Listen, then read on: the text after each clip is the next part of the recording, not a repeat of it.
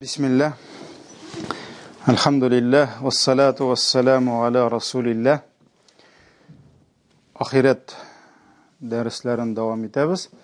Hem bugün şefaat temasını tamamlayacağız inşallah. Demek şefaat birbirini yoklab söz aytu, Rusça indi zastupничество, zastupаться deyip kile, ходатайствовать deyip de kile. Bilemiz şefaat ol dünyada da var, şolay bit. Mesela kimningdir aytik ilenesi kile, nindidir bir gailege barıp kızın sorusu kile. Ama lakin ol kurqa nerseden minalar bilmiler, minalar kurganları yok. Şuna göre min tanış bulmayan kişi alarga barıp sorasam mina kızların bilmezler kibek.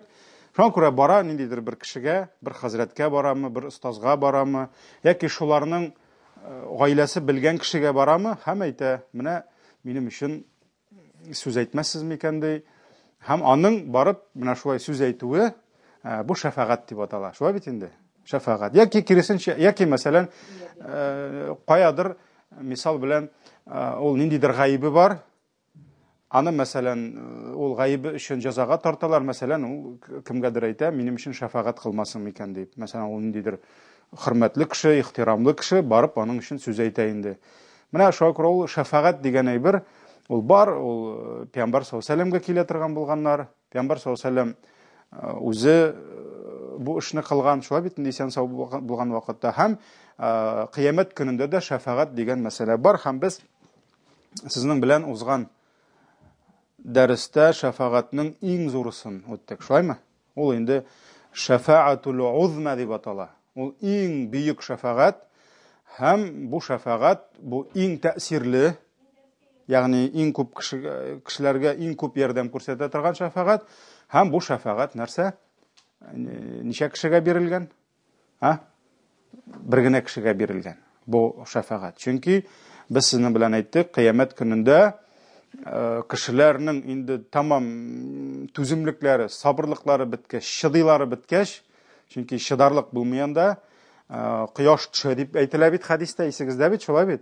Quyosh tushdi demek ol quyosh bitinde bizni nozlarga tushmay, siparga tushmay bu dunyodagi kibik. Ol alarni yandırıp turashaq, alar tirlab turashaqlar, alar indi g'azab ko'rashaqlar, şoğa ko'ra endi nishlarga deganda kimningdir fikr kelashak, aydagiz kimgadir bariq, balki kimdir bizning uchun turib so'z aytir, yoqlar bizni deb, mana shulay bitindi. Adamga shabalar, adam ayta, yo'qdi, yo'q, o'z qayg'imday, barig'iz boshqaga, Nuhqa kelib qaraylar, Nuh jibara barig'iz boshqaga dey, kitalar Ibrohimga, kitalar Musaga, kitalar G'aysaga, ham shulay ayttirib qaytalar kimga?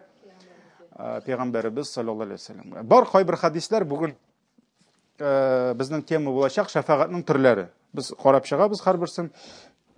Bir qo'y bir hadislarda aytilar, har kim o'zining payg'ambarina kelir debdi. Payg'ambar sallallohu alayhi vasallamning shunday hadisi bor. Qiyomat kunida kishilarni har bir ummat ol o'zining payg'ambarina kelir debdi aytilar. Lekin kimgagina kelsalarda biz o'zgan hadisda, o'zgan darsning hadisida eng zo'r payg'ambarlarni aytdik. Nuhdan da, İbrahim'dan da, Musa'dan da, G'aysadan da zo'r payg'ambarlar yo'q. Hatta Allah Teala Kur'an-ı Kerim'de ayta "Fasbir kama sabara ulul azmi minar rusul" di. Yani sabır etti. Peygamberler arasından en nık bulgan peygamberler sabır etken kibikti. Şuna göre biz ana akide dersinden biliriz. 5 peygamber. Bunlar en peygamberler. En dereceli, en köp sınavlarını ötken. Buna alar nakşuşular indi. Nuh aleyhisselamdan başlana İbrahim, Musa aleyhisselamlar, şulay bitindi. İbrahim, Musa, Nuh, G'aysa aleyhisselamlar, şulay bit. Hem süykli peygamberimiz Muhammed sallallahu aleyhi ve sellem. Şuna göre bunda indi 124 bin peygamber de sanalmay. Ama lakin eğer de indi en zor peygamberlerden bulgan İbrahim, nice peygamberinin etisi bir nese de şey almasa, eğer de Musa bir nese de şey almasa, başkalar turunda nerse aytası da yok. Şuna göre biz uzgan derste öttük en zor şefaat hem bu peygamberimiz sallallahu aleyhi ve sellem'ge gine khos bulgan şefaat. Yani şəfaqətnin biz ekrinə türlerine kirib gittik. Şəfaqətnin türlerinde var xas. Süyüklü peygamberimizge gene xas bulgan şəfaqət. Бүтән andan başka bir kimde bu şəfaqətni kılamıyor. Bu en zor şəfaqət hem galimlerimiz ayta, mena şuшы hadisni iskə çürigəli, süyüklü peygamberimiz bitinde nişledi, garış astına kirib secdege düştü. Şulaymı? Secdege düştü hem şul vakit Allah Teala ana şunday hamid seneler, şunday Allah'ını zorlav, maqtav sözlerin üretti, ana kadar bunu bir kimde ol zikirlerini bilmegen. Andi tesbihlerini bir kimde bilmegen. Hem şundan soň, şuшы zikir tesbihlar bilen, maqtav uluglavlar bilen Allah'ını zorlagandan soň tavuş kele nerse dip, ya Muhammed irfa ra'saka, kutar başını, sel tu'ta, sıraganın birilir, şəfaqat kıl, senin şəfaqatin öter dey. Mene şuшы urunda süyüklü peygamberimiz nerse özünün büyük derecesi bilen, büyük algan urunu bilen şəfaqat kıla başlay. Şolay bit. Hem bizning bilen ayttık, hatta 4 tapqır deb ayttık. Şolay mı? Hadiste kele qayta. Yani yanadan qayta. Mene bu urun Maqamul Mahmud deb atalar. Anın şuшы haleti. Yani bu maqtavlı urun. Mene azan duasında Ati Muhammedenil vesilatu vel fadile vab'athu maqaman mahmudan illezi wa'adta. Ya Rabbim bir Muhammed'ke vesile digen urunda. Vesile ol cennetteki urun. Kimnindir hatını indi yaratkan vesile şolay mı? Ol cennetteki urun, ol urunga birgine kişi kireşek. Hem Peygamber sallallahu aleyhi ve sellem min ümitlenem ol min bulur deyip. Maqamul Mahmud maqtavlı urun, ol mine şuшы urun, ol maqtavlı urun kıyamet gününde bütün bir peygamberge de bulmayacak. Ol gına şuşunday zor şəfaqatni kılacak. Hem niçin ol maqtavlı urun? Çünkü bütün peygamberler onu zorlap duracaklar maqtab. Çünkü bütün peygamberlerden halinden kelmeyecek. Bu urunda turu hem bu işini başkarır. Şu an göre en zor şəfaqat Peygamberimiz sallallahu aleyhi ve sellem. Bu şəfaqatul guzma en büyük şəfaqat deb aytacak. Çünkü bir peygamberden kelip bütünüsü jıyılıp kele qayda süyüklü peygamberimizge sallallahu aleyhi ve sellem.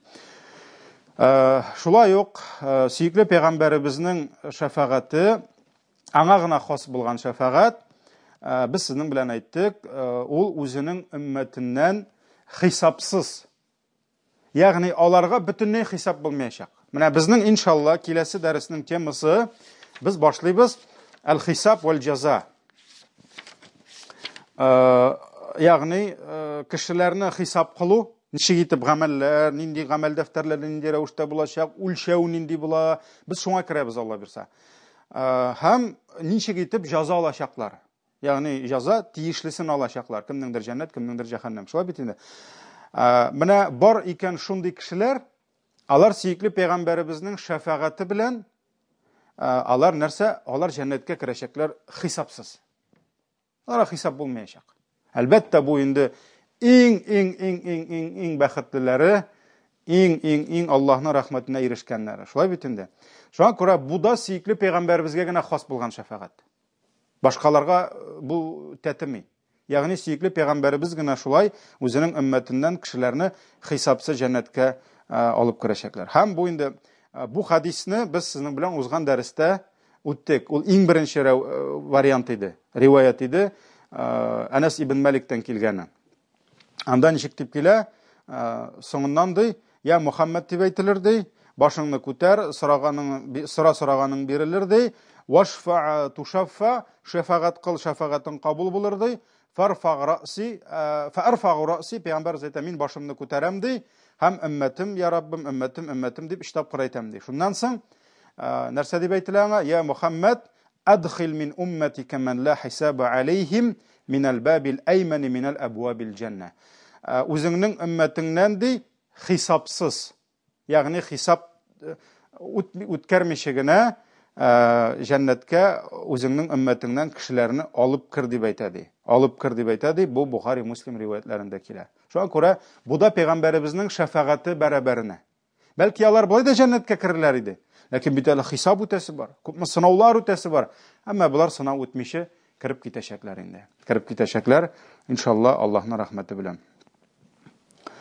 Алга таба шулай ук сөйкле пәйгамбәребезгә генә хас булган шафагать ул абыйсы Абу Талибкә шафагать кылуы. Беләбез, сөйкле пәйгамбәребез саллаллаһу алейхи ва салламның әтисе үлде. Аның әти урынына кем калды? Бабасы калды, Абдул-Мутталиб. Шулай бит? Абдул-Мутталиб аның дәрәҗәсе зур иде. Әмма ләкин хәзерге кебек, хәзерге заманда бит инде гадәттә дәрәҗәсе зур булганның акчасы да күп була, кеше дә күп була, илгәре заманда алай булмады. Аның дәрәҗәсе зур иде, аның киңәшен тыңладылар, аны зурладылар, ләкин аның инде әллә нәрсә булырга да мөмкин, булмаска да мөмкин. Шулай бит, мал мөлкәте. Шуңа күрә ул аның әтисе урынына бабасы калды. Бабасы үлгәндә кемгә әйтеп үлде? Менә шушы улларының берсе булган, ягъни әтисе Габдулланың бер туганы Абу Талибка әйтеп үлде. Ягъни син Мөхәммәдне ташламыйсың, син Мөхәммәдне үзеңдә калдырасың диде. Менә шулай әйттереп, сөйкле пәйгамбәребез Абу Талибның өендә, Абу Талибның кул астында аның уллары белән бергә үсте. Бергә үсте. Шулай бит инде. Һәм хәтта карагыз, ахырдан Пәйгамбәр саллаллаһу алейһи ва саллям гаилә кырып яши башлагач, Абу Талибның улын үзенә тәрбиягә алды. Чөнки Абу Талибның хәле авыр иде. Дәрәҗәсе булса да, акчасы булмады.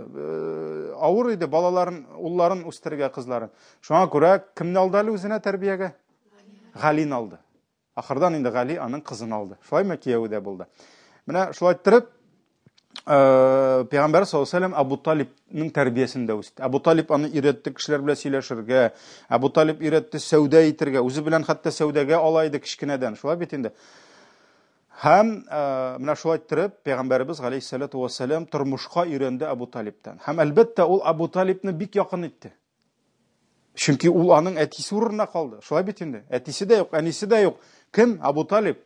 Һәм пәйгамбәребезгә пәйгамбәрлек килгәннән соң да бик күп һөҗүмнәрдән, Корайшларның, Мәккәләрнең, гарәп мөшрикләренең тарафыннан килгән бик күп һөҗүмнәрне туктатты.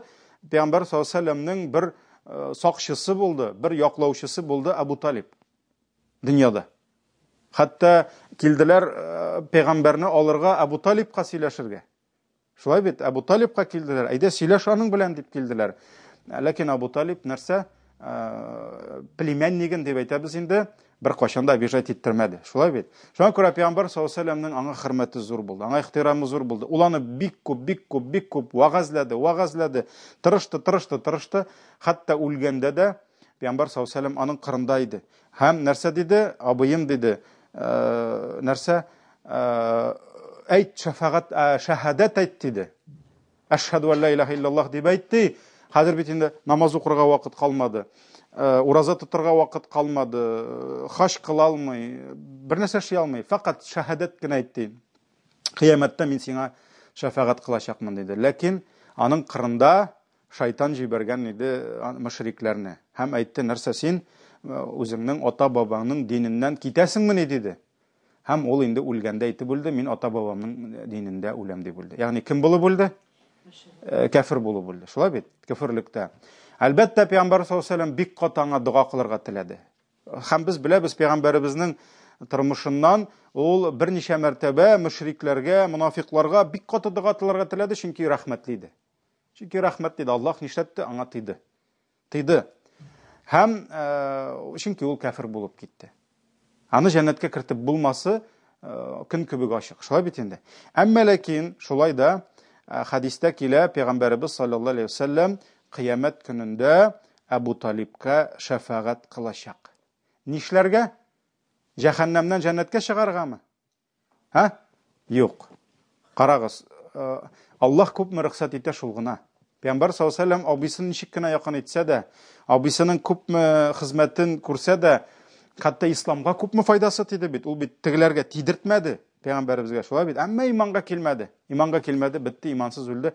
Бер нәрсә эшләп булмый. Пәйгамбәр саллаллаһу алейһи ва саллям әтисе, әнисе урынына калган кешене дә җәннәткә кертә алмый, ләкин җәһәннәмдә аңа әзерләнгән газапны бераз булса да җиңеләйтү өчен ул шафагать кылачак. абысына, абысы өчен кылачак. Һәм бу хадисләр килә. Мәсәлән, Абу Саид аль-Худри радиллаһу анһу тапшыра, Пәйгамбәр саллаллаһу алейһи ва сәлләм янында, аның каршында абысы Абу Талибны искә алалар. Һәм Пәйгамбәр саллаллаһу алейһи ва сәлләм шунда әйтә ди, нәрсә? Бәлки кыямәт көнендә ди өметләнәм ди. Чөнки бернинди гарантия юк. Аллаһ кулында бөтен әйбер, шулай бит. Мин өметләнәм ди, кыямәт көнендә минем шәфагатем белән аңа газап җиңеләйтелер ди. Һәм аңа булган бөтен газап ул аның табаннары гына утта булыр ди. Ягъни гәүдәсенә ут тимәс, табаннары ди. Кайбер җирдә инде утлы аяк кием дип әйтелә инде. Һәм менә шушы табанындагы ут ди, аның баш миен кайнатыр ди.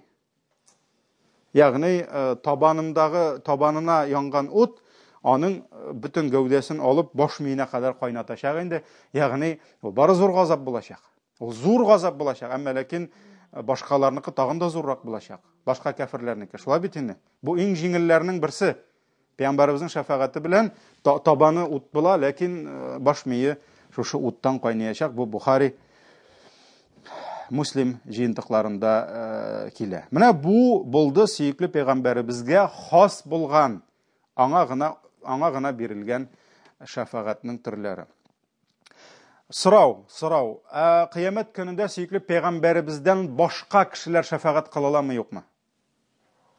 Бар шундый шәфагатләр, аны башка пәйгамбәрләр дә шәфагат кылачак. Була кыямәт көнендә фәрештәләр шәфагат кылачак.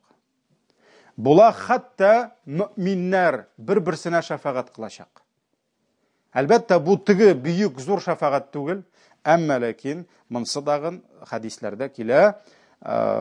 хадисләрдә килә, кешеләр бер-берсенә шәфагат кылачаклар. Шуңа күрә фәрештәләр шәфагат кылачак, пәйгамбәрләр шәфагат кылачак, хәтта изге булган, Аллаһыга тақва булган хәерле кешеләр, сахабалар, табигиннар, галимнар, тақва булган бәндәләр, алар шушы шәфагат кылу эшендә катнашачаклар. Шулардан нинди шәфагатләр? Мәсәлән, кайберәүләр утка керәчәк. Һәм Аллаһның рәхмәте белән аларга шәфагат кылып, алар уттан чыгарылачак. Менә монда пәйгамбәрләр шәфагат кылачаклар. Кемдер гамәленә күрә утка кирде, әмма ләкин кайсыдыр пәйгамбәр Аллаһ Тәгаләдән сораячак, Аллаһка мөрәҗәгать итәчәк, һәм Аллаһ ярар, ул бәндәне алып чык дип, аны алып чыктырачак. Хәтта хадисләрдә килә, нәрсә дип, кыямәт көнендә мөэминнәр җәннәткә кергәндә күрмәячәкләр үзләренең дусларын, бергә булган, бергә намазга кылган, һәм әйтәчәкләр: "Я Раббыбыз", ди, алар битти безнең белән бергә ураза тоттылар, ди. Без бергә уразалар тоттык, ди. Бәлки бергә таравихлар укыганнардыр, бәлки бергә гыйбадат кылганнардыр. Шулай бит инде, алар безнең белән бергә намаз укыдылар, алар безнең белән бергә, без хаҗда бергә булган идек бит. Ул бит хәерле бәндә дип, шулай сораячаклар. Кая алар дип, каясың алар дип, кая дип. Һәм шуннан соң аларга әйтәчәк инде, шушы үзегез белгән кешеләрне нәрсә, барыгыз алып чыгыгыз уттан дип әйтеләчәк инде. Уттан дип әйтеләчәк, алып чыгыгыз дип әйтеләчәк. Шуңа күрә хәтта әйтәләр бит, җәннәткә кергәндә мине күрмәсәгез, сорагыз Аллаһтан дип, каясың ул дип. Бәлки сезнең шушы сорауыгыз белән нәрсә, мине дә, чөнки әгәр дә күрмәсәң, димәк бит инде ул тегендә киткән, монда түгел, шулаймы? Шуңа күрә нәрсә ди, сорагыз әле, минем дә исемне сорасыз әле. Мәсәлән, без бергә анда гыйбадат кылган идек бит, бергә хаҗда булган идек бит, бергә намазлар торгызган идек, бергә уразалар тоткан идек, ниндидер башка бер хәерле эш эшләгән идек. Каясың ул? Кая, я Раббым, каясың ул? Бит безнең белән бергә иде. Нигә монда түгел дип, мине дә сорарсыз әле, күрмәсәгез дип, хәтта шулай дип әйтәләр инде. Шуңа күрә шәфагат кылу бар. Хәтта уттан нәрсә, кемнедер чыгаруда. Аллаһның рәхмәте белән инде, әлбәттә. Әмма ләкин шәфагатның бар шартлары, аның турында хәзер әйтеп китәрмен, Аллаһ насыйп итсә. Алга таба бар кайбер кешеләр гамәлләренә күрә утка кирергә тиешләр, әле кирмәделәр. Аларны утка кертмичә җәннәткә кертү турында булачак шафагать. Булачак шафагать. Һәм моңа инде төрле дәлилләр китерәләр галимнәребез. Шуларның кайберсе монда мөэминнәргә дә шафагать кылалар. Шуның берсе, мәсәлән, Имам Муслим риваятендә килә җиназа намазы турында. Җиназа намазы турында Пәйгамбәр саллаллаһу алейһи ва сәллям әйтә: "Ма мин муслимин ямуту фаякуму аля җаназатихи 40 раҗулан ла юшрикуна биллаһи шайъан илля шафаахумуллаху фи." Кайсы гына мусульман ди, үлеп ди. Әгәр дә ул Аллаһ Тәгаләгә һич кемне дә ширик кылмаган булса, һәм алар ширик кылмаган булсалар, аның җиназасына ди 40 кеше килсә ди, яки күбрәк инде, Аллаһ Тәгалә ди, аңа шулар аша шафагать кылыр ди. Ягъни Аллаһ Тәгалә аларның шафагатьләрен кабул итер ди. Димәк, ул гынахасына күрә утка кирергә тиеш булса да, җиназасында 40 яки күбрәк кеше булса, аларның дугасы белән, җиназа дуга бит инде, шулай бит инде. Аларның дугасы белән Аллаһ Тәгалә нәрсә? Шафагаты белән аны утка кертми калдырырга мөмкин. Менә бу инде җиназада 40 яки күбрәк кешенең фазилаты инде. Шуңа күрә элек-электән җиназада кеше күбрәк булырга тырышканнар, күбрәк итәргә тырышканнар. Бу дагын бик мөһим нәрсә инде.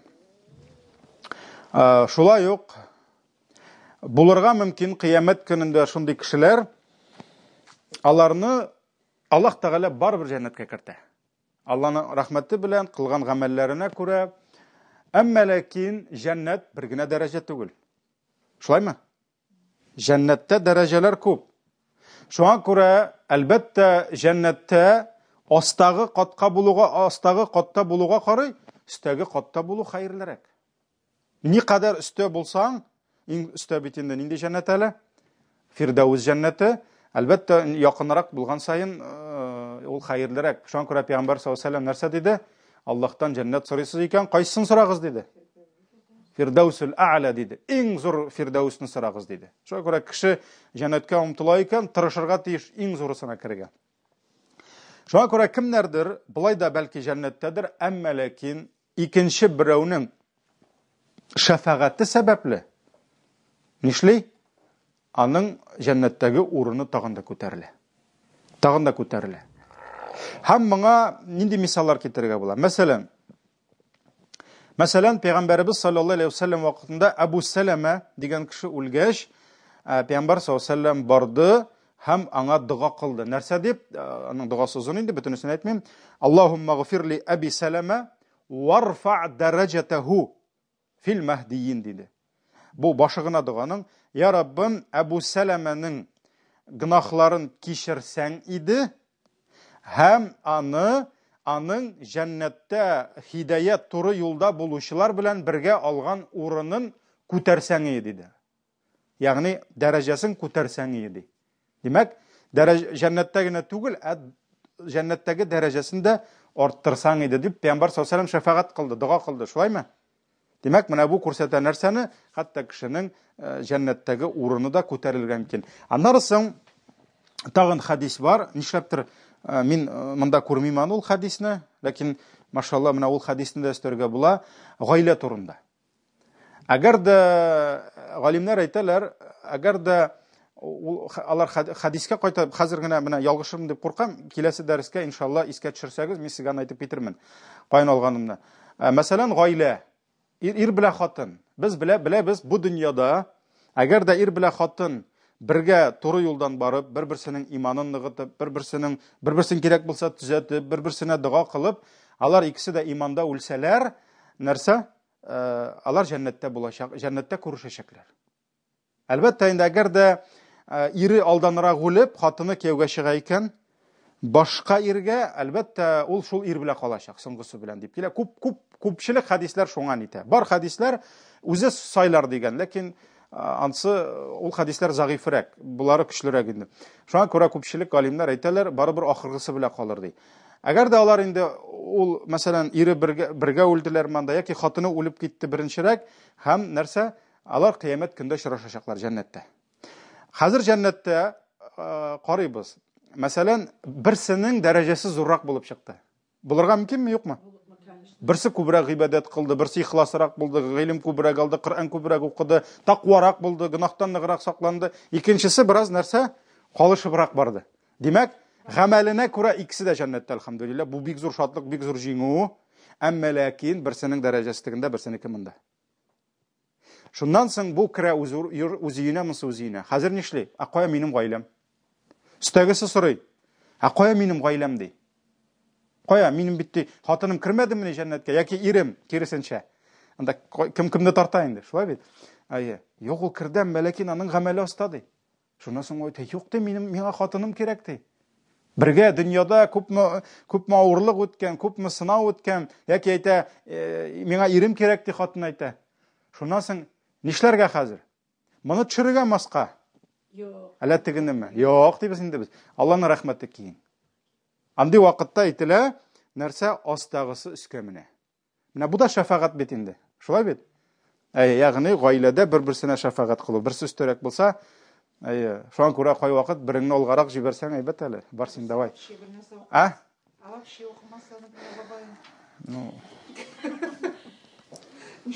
Бабагыз вообще укымаса, башка бабай табалар җәннәттә сезгә. Юк, әйбәтрәкне табалар. Шулай дип әйтегез. Синең белән бергә бик җәннәткә керәсем килә, бабам дигән. Ну, син кирмәсәң, миңа инде башкасын табалар анда дигән. Әнә шашыйсың инде. Может, хит әзрәк уянып китер. Аның икенчесе бар. Бер галим шулай әйткәч, бер апай яза тегеңә, ни дип, сораулар инде җавап интернетта. Бу дөньяда күп мин тиктем аның белән ди. Теге дөньяда да шуның белән буламмы ни дип, теге. Аннан соң язды инде, юк, ул анда андый булмый ди. Ул анда яхшы була ди. Шуңа күрә хәтта карагыз, гаиләдә дә бер-берсенә ничек шафагать кылу була. Шулай бит. Ягъни җәннәттә булган дәрәҗәне арттыру турында сүз бара. Менә бу инде шафагатьнең төрләре, кабул була торган, мөмкин булган шафагатьнең төрләре. Алга таба нинди шартлары? Шафагатьнең шартлары. Әлбәттә, Аллаһ Тәгалә шафагать кылынасы кешедән риза булмаса,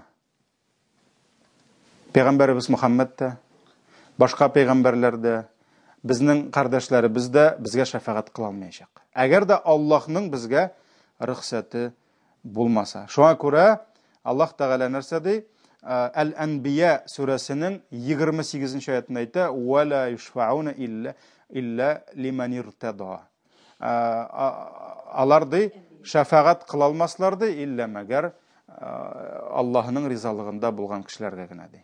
Шуңа күрә карагыз, Абу Талиб, Пәйгамбәр саллаллаху алейһи ва саллям бик аналып кирер иде җәннәткә, ләкин алып кирә алмый. Ни өчен?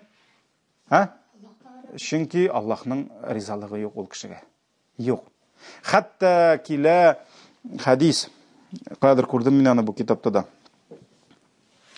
Кыямәт көнендә, Абу Хурайра радиллаһу анһу тапшыра.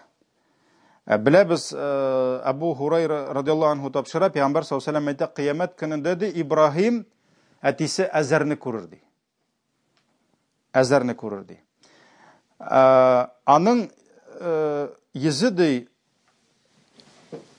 Аның йөзе туфрак белән капланыр ди. Һәм кайгыдан каралыр ди. Һәм ул шул әтисен күреп әйтер ди: "Эй әтием ди, мин бит сиңа әйттем ди." Карагыз, Коръәндә күп аятлар бар, ул аны вагызлады. "Я абати, эй әткәем минем." Әйтмәде: "Эй син мөшрик, эй син кафир." Алай димәде бер кашан, чөнки ул әти. Шулаймы? Я абати, аның мәгънәсе ягъни эй әткәем мин. Ул чыгым дигән кебек улыма. Я бунайя дип Луқман әйтте улына. Я абати ла таъбуди шайтан. Эй әткәем, шайтанга табынма, шайтанга иярмә. Ла тушрик билла. Аллаһ Тәгаләгә ширк кыл. Менә шулай итеп ул аны чакырды. Аның әтисе иләһләр ясап сата иде. Шулай бит. Әмма ләкин Аллаһның хидаяты килмәде. Кай берәүләр инде, кай бер гыйлем әһелләре әйтә, ул ди аның абыйсыдыр дип әйтә. Чөнки, мәсәлән, бар гакыйдада шундый нәрсә, пәйгамбәрләрнең әйтик әтиәниләре иҗмахта булыр дигән дип әйтүче игътикад кылучылар әйтәләр, ул аның әтисе түгел, абыйсы турында сүз бара дип инде. Мысын Аллахка калдырган. Шуңа күрә әзәр монда килә хадистә әтисе дип килә. Турыдан туры тәрҗемәдә. Һәм аның әтисе әйтерде, "Бүген мин сиңа ярам" дип әйтерде. Булды кыямәттә хәзер инде үлем фәрештәсен татаган, каберне татаган, кыямәт дәһшәтен күрде, җәһәннәм яна, бер Аллаһ кына бар икәнне аңлады. Шулай бит инде. Шуннан соң бүген әйтә, бүген мин сиңа шуннан соң Ибраһим әтисенә шәфәгать кылырга теләячәк. Һәм әйтәчәк: "Я Раббым, син миңа ди вәгъдә иттең ди дөньялыкта мине кыямәт көнендә хурлыкка калдырмаска ди." Biz әйтәбез: "Вәла тухзина яумал кыяма." Шулай бит инде. Ягъни безне кыямәттә хурлыкка калдырма дибез. Шулай бит. Минем өчен ди әтиемнең утта булуыннан да зур хурлык бармысың дип әйтерде. Зур хурлык бармысың дип әйтерде. Шуннан соң Аллаһ Тәгалә әйтерде: "Мин җәннәтне кафирләргә харам кылдым" дип әйтерде. Ягъни Ибраһим өчен генә Аллаһ үзенең үзгәрмәс канунын үзгәртми. Шулаймы? Ягъни нәрсә? Әгәр дә кеше кафир булган икән, син аның өчен 1000 тапкыр дуга кылсаң да, 1000 тапкыр курбан чалсаң да, син аның өчен 1000 тапкыр хаҗ кылсаң да, хәтта Аллаһның яраткан дусты исемен йөртсәң да, Ибраһим менә бу очракта син бер нәрсә эшли алмыйсың. Шуңа күрә иң беренче шарт, сиңа шәфәгать ирешсен өчен Аллаһ синнән риза булырга тиеш. Аллаһның рөхсәтеннән башка бер кемдә шәфәгать кыламый. Шуңа күрә бу беренчесе, икенчесе Аллаһ рөхсәт бирергә тиеш шәфәгать кылырга. Аллаһның рөхсәтеннән башка һичкем, һичбер кеше икенче берәүгә шәфәгать кыла алмаячак. Шуңа күрә Аятул Курси: "Ман заллази яшфау индаху илля биизни." Ман заллази, кем ул? Яшфау индаху илля биизни. Кемди аның каршында аның рөхсәтеннән башка кемгәдер шәфәгать кыла алыр ди. Дөньяда да юк андый кешеләр, ахирәттә дә юк. Аллаһның рөхсәте юк икән, бер кемгә дә шәфәгать кылып булмый. Шуңа күрә шәфәгать кайта кемгә? Аллаһка кайта. Барыбер. Барыбер Аллаһка кайта.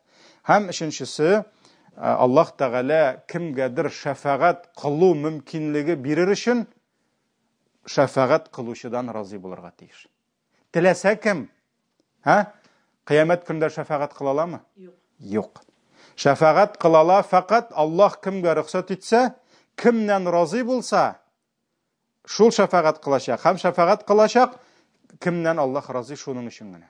Шуңа күрә Аллаһның ризалыгы, Аллаһның рөхсәте бөтен җирдә кирәк.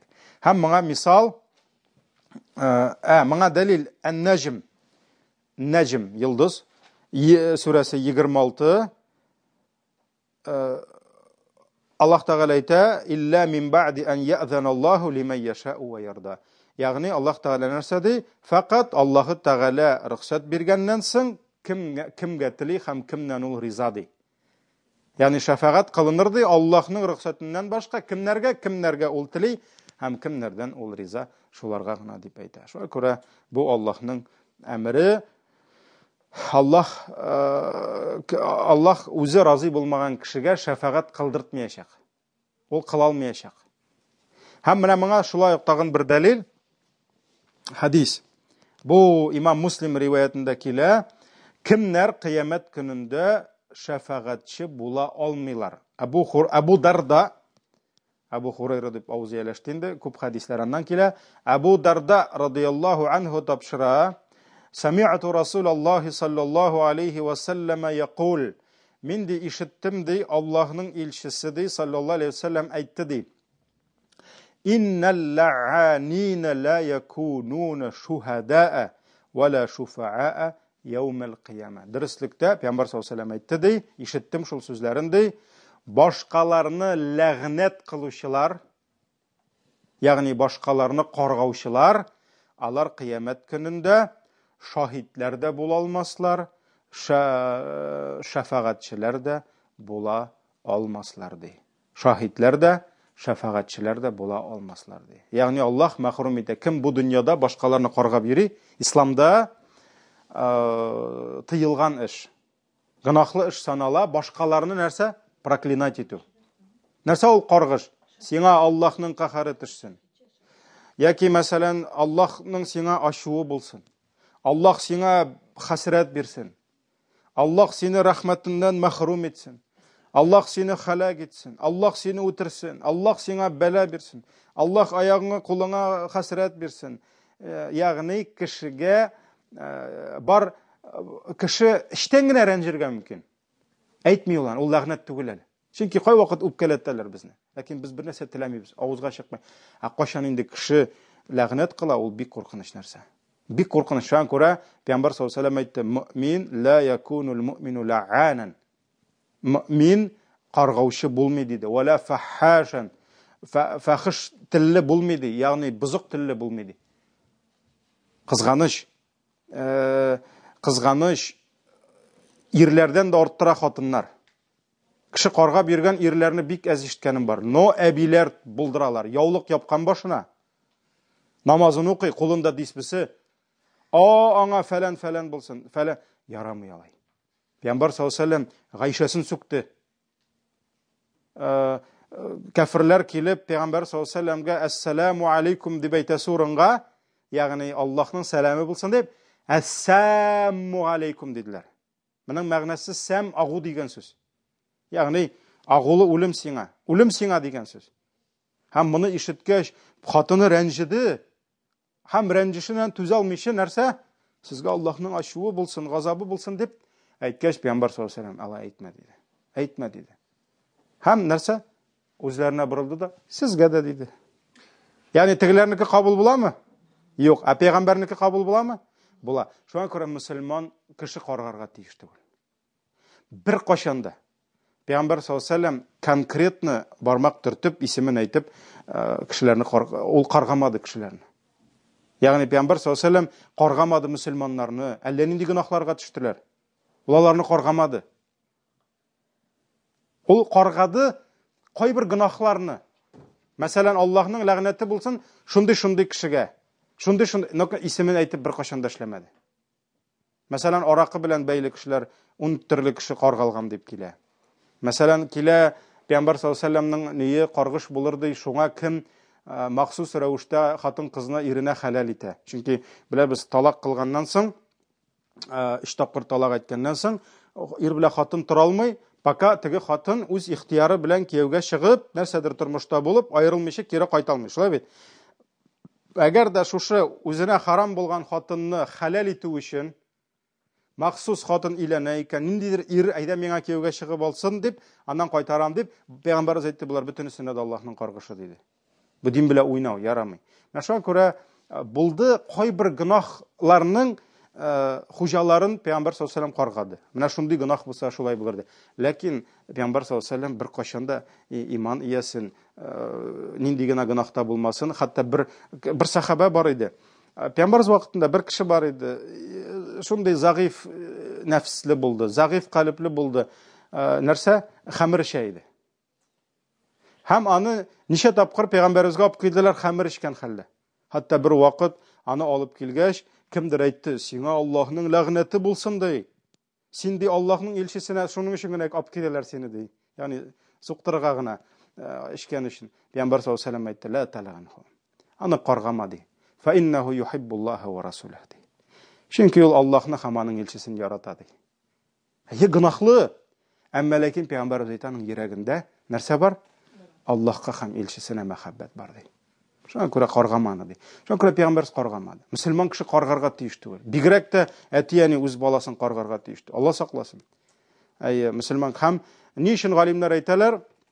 Аллаһ Тәгалә кыямәт көнендә бу дөньяда ләгънәт кылып йөрүчеләрне шаһид тә итми, һәм шәфәгатьче дә итми. Ни өчен? Мәхрүм итә икесеннән дә. Чөнки шәһадәт бирү нәрсә ул? Менә ул иманлы булды дип шәһадәт бирәсең. Шулаймы? Ул яхшы булды дип шәһадәт бирәсең. Ул намазда булды дип шәһадәт бирәсең. Ягъни кеше турында яхшы эш эшләде дип шәһадәт бирәсең. Кешеләрне каргап йөргән кешедә яхшылык күрә беләме? Юк. Шуңа күрә Аллаһ Тәгаләне шаһид итеп куймый, ул кешеләрдә яхшылык күрмәгән. Шәфәгать кылучы кешеләргә ул кешеләрне яратучы. Шулаймы? Кешеләргә яхшылык теләүче, дөньяда кем башкаларны каргап йөри? Ул кешеләрне яратамы? Юк. Оның кешеләргә карата рәхим шәфкать бармы? Юк. Шуңа күрә Аллаһ икесеннән дә мәхрүм итте диде галимнәр. Шәфагать тә кыла алмый, шәһадәт тә кыла алмый каргаучылар. Шуңа күрә Аллаһ сакласын, мөселман кешесе ул ничек әйтергә, рәнҗетмәскә дә тиеш, рәнҗемәскә дә тиеш инде. Ягъни ләгънәт кылу ярамый, чөнки кыямәттә андыйлар шәфагать кыла алмаячаклар. Менә бу булды бераз гына шәфагать темасына. Әлбәттә без инде төрле каршылыкларга, төрле бәхәсләргә кермәдек. Күп хадисләрне без сикереп үттек, чөнки вакытыбыз күп түгел. 2 генә дәрескә бирдек без бу шәфагать темасын. Кемнәрнең теләкләре бар, инде ул китапларда бар. Аларны эзләп табырга була. Инде Раббим Аллаһ безгә инде шәфагать, сөйкле пәйгамбәребезнең шәфагатын насыйп итсен инде иншаллах. Һәм кыямәт көннәрендә үзебез дә бу дөньяда тақва булып, иманлы булып, кыямәттә инде бер-беребезгә шәфагатьчеләр булырга Раббим насыйп итсен. Киләсе дәресебез иншаллах без башлыйбыз хисаптан. Нинди булачак хисап, нинди рәвештә кафирләргә хисап нинди булса, буламы гомумән, булмыймы, нинди сүзләр килә, һәм әкрен генә менә шушы теманы шишә башларбыз. Бу шулай ук кичкенә тема түгел. Безнең инде Рамазанга да әкрен генә вакыт якыная, шулай бит инде. Шуңа күрә иншаллах бәлки аныңчы быел бетерергә кирәк инде кыямәт дәресләрен. Рамазанга кадәр бетерергә кирәк иншаллах. Аннан соң Алла бирсә инде шулай күпләп җырибез дисәгез, бәлки җәннәт белән җәһәннәм темасына кербез иншаллах киләсе елга. Субханакаллаһумма бихамдик, шаду ла илаһа илля антә, астагфирука ва атубу илейк.